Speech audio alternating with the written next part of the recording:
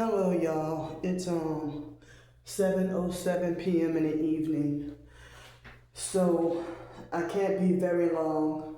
I have to keep documenting, and sorry that for posting so much today, but this is my only possible opportunity that I have where I can talk about what happened uninterrupted and have peace and quiet and no noise.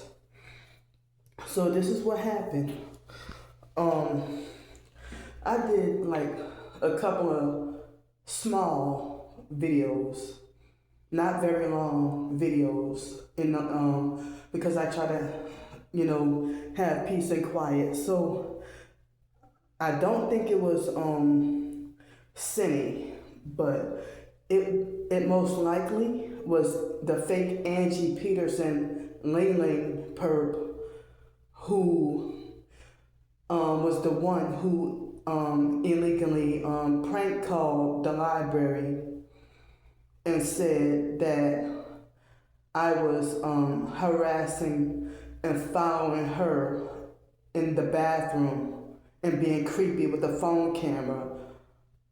And then the librarian, one of the library managers, confronted me about it, and it's like he approached me like as if I was guilty. He didn't ask me if he didn't ask me if it was true that I did this. So any random person could call from anywhere, not even necessarily anywhere in the United States, but it seems like they could call from anywhere in the world and prank call and try to swat you. So he walked up to me a few minutes before the library was closing, and he confronted me about, well, he thought I was live streaming in the bathroom. And I said, I didn't live stream, but it was regular videos, and I tried to, keep them short or whatever. And he tried to tell me that I couldn't do that and that it was a crime and this and that, whatever. And I said, wait a minute. I said, but I was by myself. Nobody was around. And he said, his demeanor and his attitude, but not his words. He did not verbally say this part, but his demeanor and attitude was like, oh, don't give me that bullshit about people stalking you or whatever. No, he didn't say that, but his attitude was kind of like that, So he said, when people, report to the library that you're doing XYZ, it's not stalking. And I'm like, but wait a minute. Yes, they are, because they call and telling lies. It's the stalkers again. It took me a few minutes for him to break his stubbornness and finally listen to me. And so he finally listened to me. I mean, because he's like, and I said, well, how, what you mean it's a crime? He's like, yeah, don't you ever do that again. Don't you ever do that again. I'm like, well, I didn't know I wasn't allowed to, record in the bathroom. She's like, well, now you know, whatever. And he's like, oh, you're doing it. He said it doesn't matter. Anybody that makes a report that you're doing this, you're committing a crime. And I'm like, well, wait a minute, how is it a crime? And then it took me a while to try to calm him down and try to convince him. Like, when he approached me and started talking, it's like, when he confronted me in front of everybody, it was embarrassing. I felt really humiliated, even though I know I was innocent. And so I said, I did just a couple of quicker videos. I try to not be long, but I explained to him that I was, just trying to record what I needed to record and try to have some peace and quiet. And, peace, quiet, and solitude, And he tried to say, you filming other people in the bathroom, that is a crime. So I'm like, wait a minute, I was not filming anyone at all. I was in the bathroom by myself. And I'm not gonna say much. I mean, I know abusive narcs be like, be careful with your words. So certain things I can't tell every minute little detail. But just know that I was by myself. No one else was in there. And then, like, so, so I was by myself and nobody else was in there.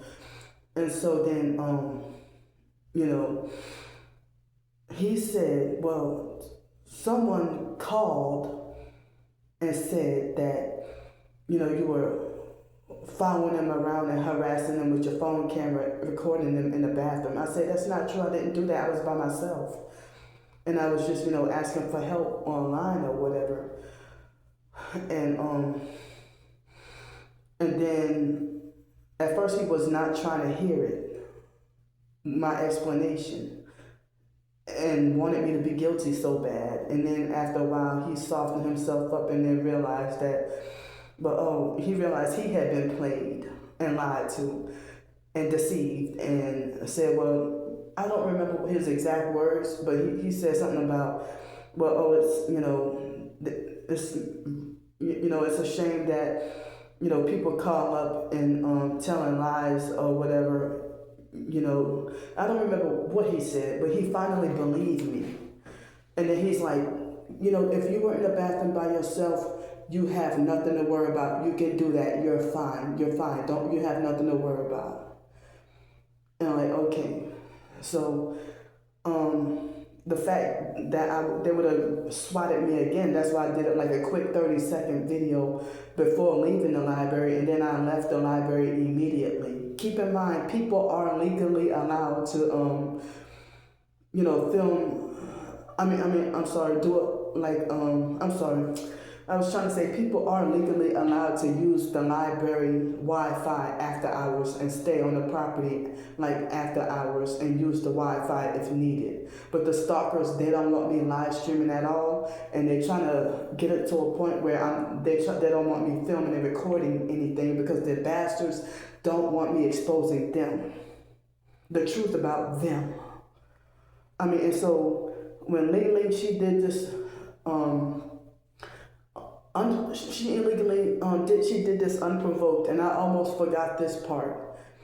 When the library manager said that, well, if you feel like you've been like recorded in the bathroom, you know, you should call the sheriffs or whatever. Like, so he was telling her, you know, you should call the sheriffs. And I'm like, well, how is that possible? She's prank calling from out of state. If it was someone to make a complaint, they would not call you over the phone from a out-of-state phone number. Out of state area code. There was no one in person. There was no one in person to physically walk up to the librarians and make a complaint about me. This is all done from online, these cult criminals. And it's them with the bad behavior. And so to keep things safe, I cannot live stream at that library anymore. But they didn't say I wasn't allowed to. But I'm doing this because it's what I gotta do to be safe. But I guess I'll just try to do regular videos, you know.